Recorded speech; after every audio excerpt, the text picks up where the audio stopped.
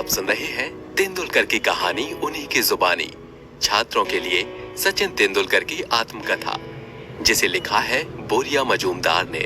मेरे बचपन के दिन। बेटे, जीवन एक पुस्तक की तरह है। इसमें ढेर सारे चैप्टर होते हैं, काफी सारी सीखने वाली बातें होती हैं।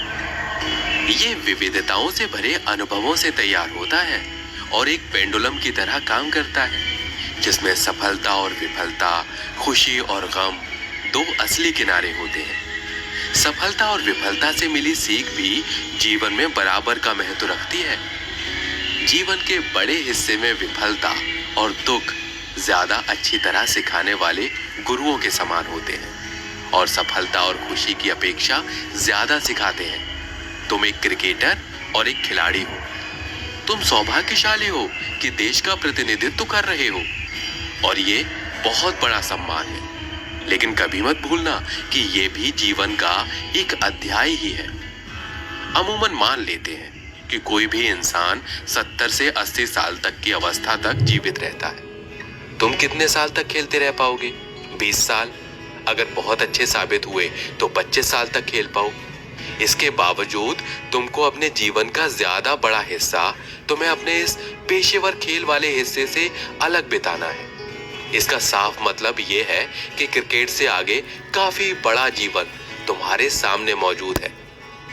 मैं तुमसे कहना चाहता हूं बेटे कि एक संतुलित प्रकृति बरकरार रखते हुए एक सौम्य जीवन बिताना, सफलता को अपने सिर पर न चढ़ने देना जो तुम्हें बेअदब बना सकती है। अगर तुम विनम्र बने रहे तो लोग तुम्हें तुम्हारे खेल जीवन के बाद भी प्यार और सम्मान देते रहेंगे। एक अभिभावक होने के नाते मुझे कभी भी लोगों से यह सुनना हमेशा खुशी देता रहेगा कि सचिन एक अच्छा इंसान है, बजाय कि सचिन एक महान क्रिकेटर है। मेरे पिता के इन शब्दों को, जिसे मैं बड़ा होने के दौरान अक्सर सुनता था, मैं ही मेरे जीवन की फिलॉसफी समाहित है। मैं एक परंपरागत महाराष्ट्रियन परिवार में मुंबई के बांद्रापुर में पैदा हुआ और लेखकों के लिए बनाई गई एक कोऑपरेटिव हाउसिंग सोसाइटी साहित्य सहवास कॉलोनी में रहता था।